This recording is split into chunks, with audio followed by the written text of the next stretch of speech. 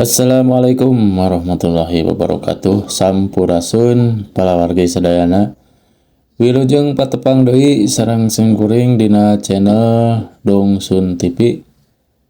Seperti biasa simkuring baris ngadongeng ngarencangan waktos leleson pamirsa sadayana. Dina waktos ayeuna aya hiji dongeng anu judulna Jurig Kajajaden. Jurig Kajajaden karya Torah. Ieu carios teh anu sapertos biasa tos dimuat dina majalah Mangle dina Puriding Puringkak nomor 2831. Hatur nuhun ka pamirsa sadayana anu satia manco dina channel ieu sareng anu nuju nonton. Mudah-mudahan dipasihan kasehatan, digambilkeun milik rezekina sareng dimudahkeun sagala urusana aya dina lindungan Allah Subhanahu wa taala. Amin ya Allah ya rabbal alamin. Hayu urang kana cariosna we. Supados teu nyakulong teu kana waktos geura siapkeun cikopina leuteuna wilujeng leleson wilujeng ngadangukeun Jurig Kajajaden.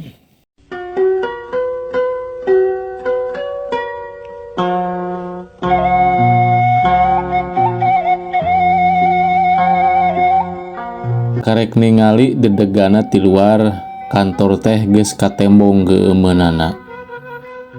Wawangunan ngaharib-harib model Walanda, moal jauh ti adegkeunna oge nya patutur-tutur. Kangaranan gedung heubeul komo kurang ngurus siga kieu geus cop pasti aya nu ngageugeuhna. Moal salah jadi tempat bumetahna jurig jeung dedemit. Ari ku butuh mah kasieun oge eleh waktu di pepancenan gawe jadi pasapon di kantor majalah nu ngarangkep percetakanana teu mikir dua kali ditarima we. Zaman kiwari neangan gawe teh apan sakitu hesena. Ari ieu sasatna aya nu nawaran bari teu kudu riweuh ngalamar, gampang ari aya urang jero mah asup gawe dibawa ku Mang Suhendar. Dulur jauh kuring nu papada urang Garut. Rohanganana lalega dipasieup ku pakakas antik nu mayoritas bahana tina kai. Ngan hanjakal siga nu rada kurang ngurus kantor teh keur mah wawangunan heubeul atuh puguh mun pika keungeun teh tapi teu nanaon pan ayeuna mah aya kuring nu dipancenan pengurusna. Geus sabulan tar aya nu beberes di kantor teh. Cep ieu oge sok cabakna we kuno daraek ceuk Mang Suhendar. Si Odin pasapon nu karek 2 bulan gawe kaluar. Ngomongna mah cenah rek ngalongok indungna nu gering, tapi ditungguan sabulan teh jol keneh wae. Kituna teh bari nuduh-nuduhkeun rohangan jeung mere instruksi pigawean ka kuring.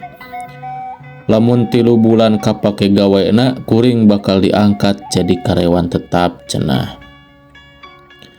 Ngan rek balaka we mamang mah cep cenah sok aya nu kawenehan lain rek nyingsieunan ngan ieu mah ngabejaan we bisi acep parang manggihan tong leuwas jeung sieun keun we dan nu kitu mah beda alam jeung urang. Mamang mah teu percaya puguh kanu kararitu mah. Ceuk Mang Suhendar sabada beberes nuduh-nuduhkeun pancen kuring kaunggal rohangan tuluy ka lantai 2 asup ka kamar leutik kira-kira ukur 3 ka 3. Kuring mah ukur unggut-unggutan. Kumaha kira-kirana bakal betah? Pokna deui. Betah Mang. Cekeng ngajawab kalawan yakin. Teu betah oge kudu ngebetah-betah maneh. Da di lembur oge rek gawe naon nu puguh mah kalah nyusakeun indung jeung bapa. Barina oge asa can pernah aya beja nu paeh dipahakan ku jurig ari lain dina film mah. Nu puguh mah paeh ku kasieun jeung cilaka ku polah sorangan. Ieu kamar Acep. cek Mang Suhendar deui bari ngasongkeun kunci unggal rohangan nu kudu kukuring diberesan jeung kunci kamar misah. Mang Suhendar mah gawena di bagian distributor, purah ngiangkeun majalah ka agen-agen nu sumebar di jasaban daerah. Sajungna Mang Suhendar kuring mah ngahuleng wae di kamar bari melongan fasilitas nu aya di kamar. Aya ranjang jeung kasur nu geus lenyed, meja leutik jeung lomari, aya oge jandela nu nying hareup ka tukang. Teu kacirina naon ari lain tembok mah, da di tukang teh aya wangunan 3 lantai ngajegir, jarakna ukur 1 meter nu dipisahkeun ku susukan. Beres meresihan kamar jeung memeres baju mah kuring tuluy ngecek unggal rohangan nu aya di lantai 2. Rohanganana teu sarega lantai 1, da dilotengkeunana oge ngan saperti luna tina gede wangunan ngarah ka bagian tukangna. Di lantai 2 mung aya rohangan dapur, WC, rohang rapat, perpustakaan, dokumentasi, kamar 3 jeung nu ditempatan kuring jeung musola. Beres ngecekan rohangan lantai 2 teu buru-buru kahandap. Rada canggung keneh rek ngabaur jeung karyawan lain teh, mimiti gawe oge isuk pang-pang nama. Geus meunang sabulan gawe teh, betah we nu aya sok sanajan, kalan-kalan sok asa sono ka lembur, ka emma jeung ka apa pang-pang nama. Ah keun we da biasa eta mah, gogoda keur anu anyar ngumbara mun ceuk Mang Suhendar mah. Tinggal ngabiasakeun da awal akhir oge apan kudu papisah jeung indung bapa mah, kuring kudu rumah tangga, ayeuna pa jauh nya itung-itung ngabiasakeun maneh wae. Nya wae nu dicaritakeun Mang Suhendar teh loba pisan dedengean nu teu pararuguh meh ampir unggal peuting. Ti mimiti telepon nu sok ngirining peuting-peuting, tempo diangkat taya nu nyoara. Leuheung onaman mun sakali mah, da ieu mah noron aya kana belasan kalina. Ah meureun ruksak we teleponna, teu jadi sieun. Isukna we kuring laporan ka bagian personalia. Tapi telepon teh kitu deui nu jahil meureun, ceuk petugas telepon nu ngahaja didatangkeun ka kantor teh. Ari nu matak kuring rada keeung mah nyaeta di kantor teh loba lukisan jeung foto-foto jalma nu gararede. Komo eta ku lukisan nu aya di rohangan panarima tamu jeung ruang rapat di lantai 2. Sok sanajan lukisan wanu jageulis, ari keur sorangan di kantor mah bet asa pikasieun. Mun pareng dipelong siga nu malik melong, beri asa siga gular-giler hirup. Eta mah mung saukur rarasaan ketang, perbawa kasieun manya we aya gambar hirup. Hal aneh lain wae, telepon tengah peuting, da aya aturan listrik pareum teu pupuguh, lain aliran, da ieu mah siga aya nu ngome, nu ngahurungkeun jeung mareuman sababaraha kali. Ah meureun koslet cekeng deh. Ngahaja nyangka kitu ngalawan kasieun. Aturan nepi ka sapeting jeput pareum, teu jadi soal. Di lembur mah komo unggal sare oge sok mopoek. Teu hayang nempo kana kaweha dihandap, mending sare we. Isuk-isuk waktu hudang, listrik teh biasa we hurung deui. Duka polah jalma, duka polah jurig, ngan asana teh teu guna gawe mun teu aya jurig nyingsieunan ku telepon jeung listrik. Asana teh teu elit pisan. Mun aya jurig bungkeulekan ngadatangan kuring ngajingjing huluna sorangan atawa awewe nu tonggongna gorowong karek ngarasa sieun jeung terus terang kuring arek lumpat. Geus panggih papanggihan cep, ceuk Paharyono salah sahiji staf bagian percetakan hiji poe. Nu sarare di dieu teh sok teu baretaheun, da nyaeta sok loba nu kawanehan cenah. Ti mimiti telepon tengah peuting, listrik nu sok hurung pareum, mesin-mesin di bagian percetakan nu sok hirup sorangan, di ruang rapat siga aya nu rapat tengah peuting. Nepi ka nu gegedor kana unggal panto mah geus dianggap biasa. Nuhun aya Pak. Tapi keun we Pak, da beda alam jeung nu kararitu mah. Masing-masing we Nu penting mah teu ngaganggu jeung teu ngabahayakeun we. Nya ngan kadewe da jurig ayeuna mah sok wani ngaroga hala tingali we dina film-film jurig, ceuk Paharyono deui bari ditungtungan seuri ngahehe ningsieunnan tayohna mah. Korban film cekeng teh naha teh tapi teu burung kapikiran oge omongan Paharyono teh. Moal buat jurig kota mah nya wani ngaroga hala. Kuring can kungsi ngadenge aya nu paeh ku jurig teh da salila ieu cicing di lembur. Buat di kota mah teu kitu. Kungsi cenah baheula mah di dieu aya kajadian Rajapati nya nu sok sare di dieu pasapon seperti Acep kasampak geus teu nyawaan di rohangan percetakan ieu aya nu nyekek. Paharyono siga beuki serius ngomongna, kuring jadi pating puringkak saburu-buru. Saha nu mantenina? Nya eta nepi ka kiwari teu kapanggih, tapi sararea oge apal eta pasti ku jurig. Da di kantor ieu mah ngahaja baheulana dipelakan, urang ngajaga keamanan kantor, bongan sok mindeng loba kalengitan, ceuk Paharyono deui. Mata kadang-kadang mah tengah peuting teh ieu mesin-mesin di percetakan sok harurung ku sorangan, cenah mah eta teh nu ngahurungkeunna Ririwa si Rahmat pasapon maotna teu sampurna. Mun parang ngadenge ulah kumaha wani turun, soalna Ririwa si Rahmat rek ngalanyawa, mateni sangkan aya batur, pokna deui. Teu pati papanjangan ngobrol teh, sok sanajan kacirina mah Paharyono teh siga nu resep ngobrolkeun perkara jurig. Tapi teu pati ditanggap, sok sieun ngabarubahkeun jeung mangaruhan kuring nu teu pati nganggap jeung kataji ku perkara jurig-jurigan. Nya oge teu pati percaya kana jurig, tapi ngadenge aya jurig maehan mah nya sieun oge. Pang-pangna mah nya eta sieun dipaehan, sieun dicekek, heuh kuring sare sorangan di kantor.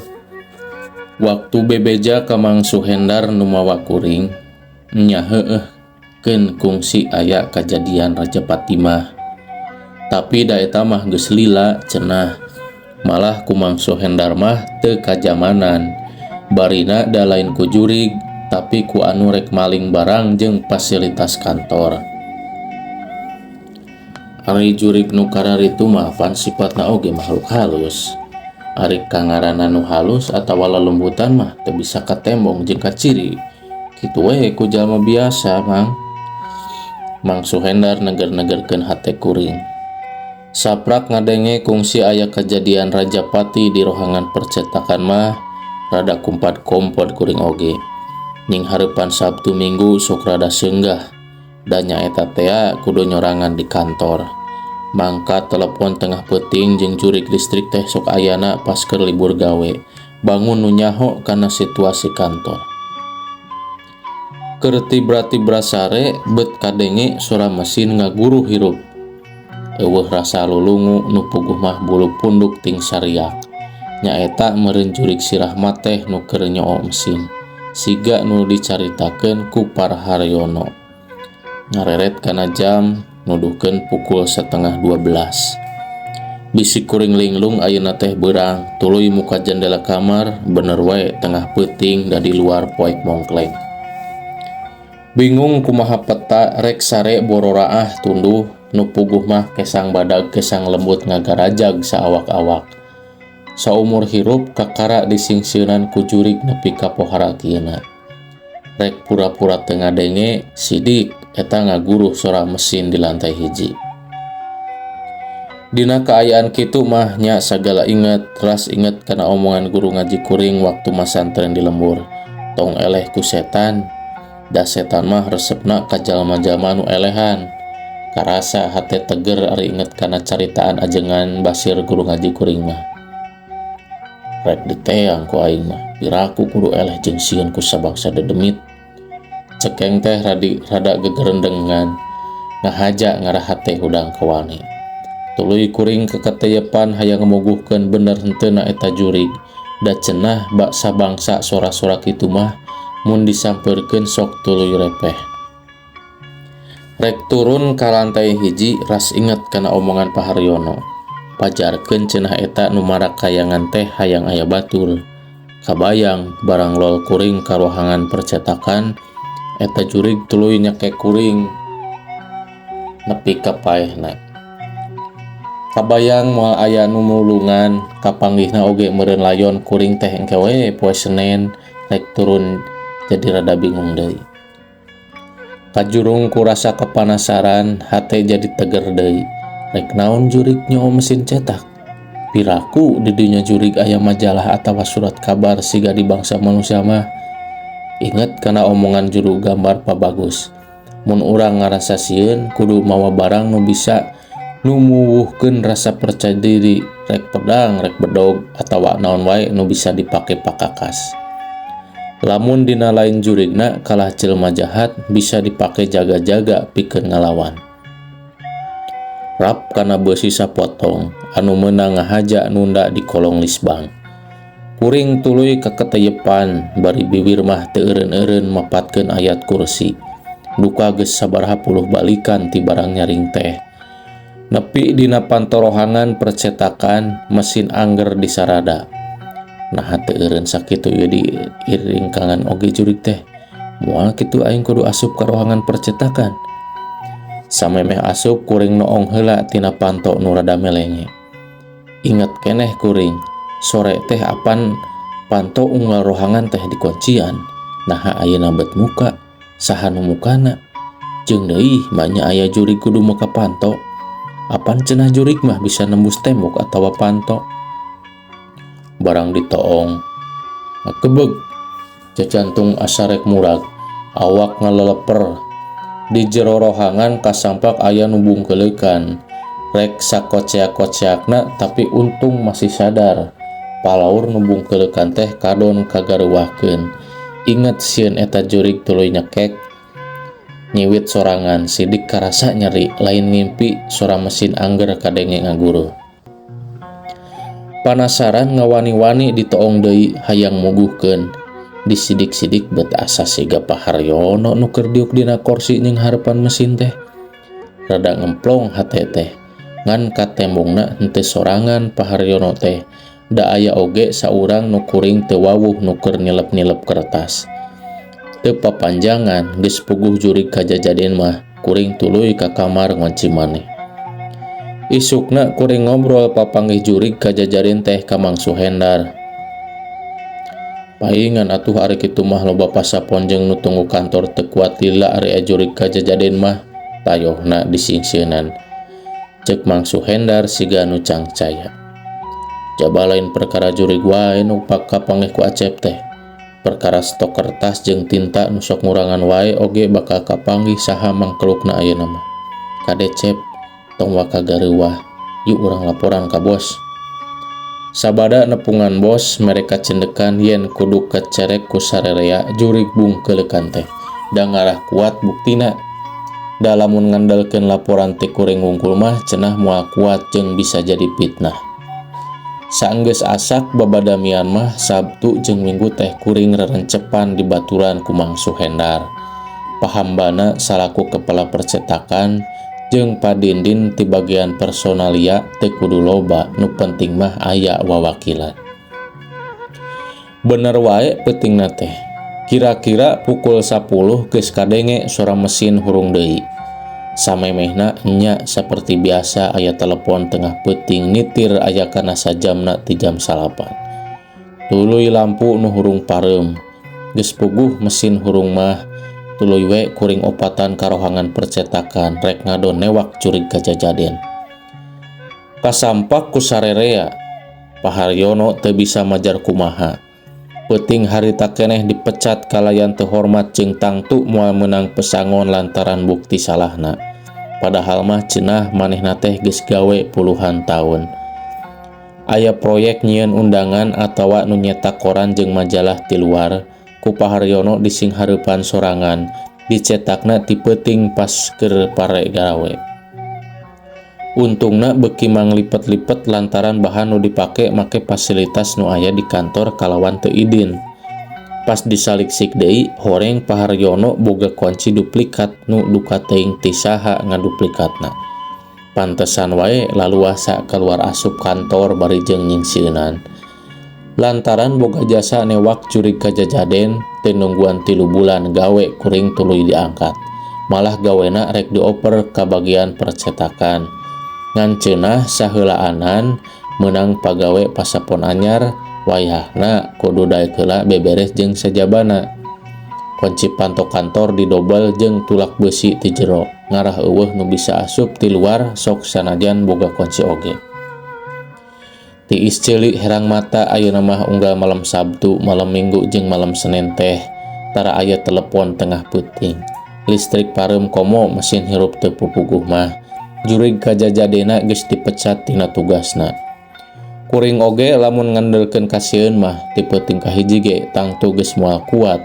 Lantaran boga keyakinan jeung butuh ku pagawean, dipaksakeun we sieun-sieun oge. Alhamdulillah aya hasilna. Bekel papabah kolot nu netelakeun kudu teuneng jeung ludeung teh ayeuna kapetik hasilna kaala buahna. Samemeh reup sare pikiran tuluy kumalayang, beras inget kasih rahmat nu naas. Gawe sajauh-jauh ti lembur kudu jadi korban Rajapati. Kabayang layuna ngababatang di ruang percetakan di kantor ieu. Nya eta di ruangan percetakan moal bua nu mateni si Rahmat teh. Awak ngadadak ting puringkak. Rengse pamirsa, sakitu panginten ieu carios teh anu judulna Jurig Kajajaden. Nyaeta ya Acep teh padamel anyar di salah sahiji kantor percetakan anu mendakan keanehan-keanehan, nyaeta sapertos aya telepon, lampu pareum sareng mesin anu hurung wae di tengah peuting. Pas diselidiki ternyata lain ulah jurig, tapi ulah Pak Haryono pagawe kantor eta anu keur aya proyek di luar. Itu panginten pamirsa, hatur nuhun anu santia manco dina channel Dongsun TV.